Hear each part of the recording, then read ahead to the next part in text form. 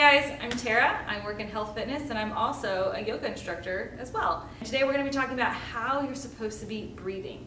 Breathing is obviously a natural component to us. As soon as we were born, we were breathing. But breathing during exercise can be a little difficult and tricky. We breathe about a half a liter of air with every inhale and exhale that we take. Depending on how hard you exercise, that can get up to almost 3 liters per inhale and exhale.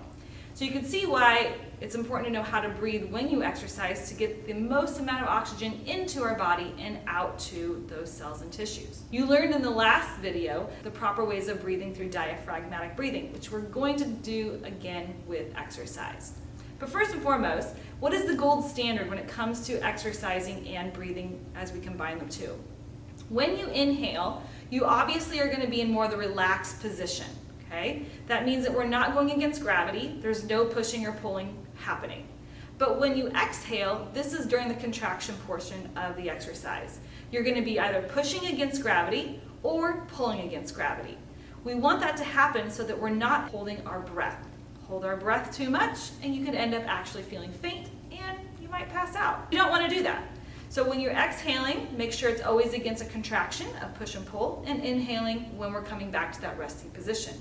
Tricks for when you are lifting that might make it a little bit easier to breathe. So we don't hold the breath. When you are exhaling, count out loud the rep. This also ensures that you're getting your reps done and you're not forgetting what number you're on.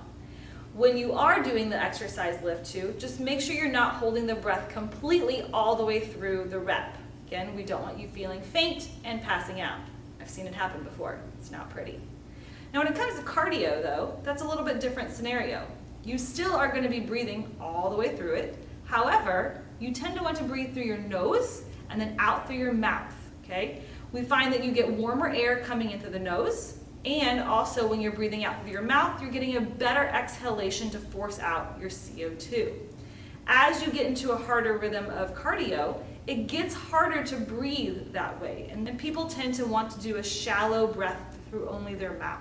Here are some tips and tricks though for when it comes to breathing properly during exercise. The best thing to do for your breathing is to making sure you're relaxed through your upper torso. Shoulders down, long neck, arms are even relaxed, because as we get tired, we want to shrug upward to those ears, making the exertion even harder for us to breathe.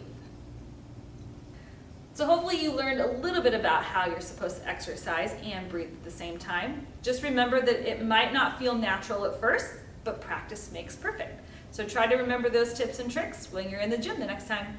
See you guys.